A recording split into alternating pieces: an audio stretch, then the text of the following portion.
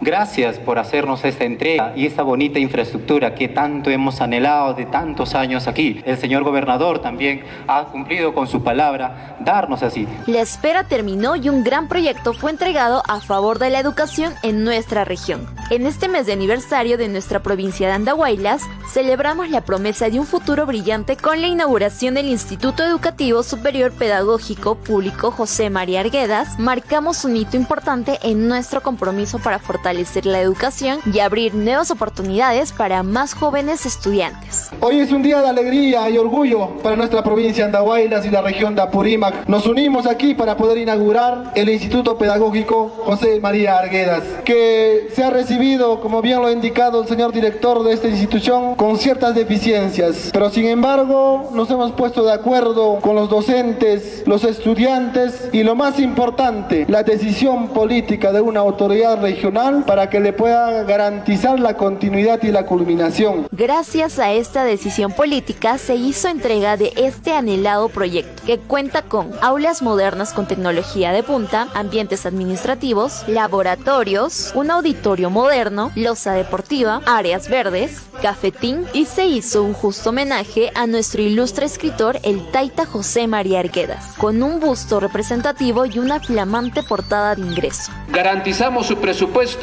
y hoy podemos decir tarea cumplida, promesa cumplida. Entregamos una inversión que supera los 20 millones de soles con una moderna infraestructura para ustedes, para los estudiantes, jóvenes y señoritas que se forman en esta institución de prestigio a nivel nacional. Asimismo, este proyecto dinamizará el proceso de licenciamiento y establecerá un nuevo estándar de excelencia pedagógico en nuestra región.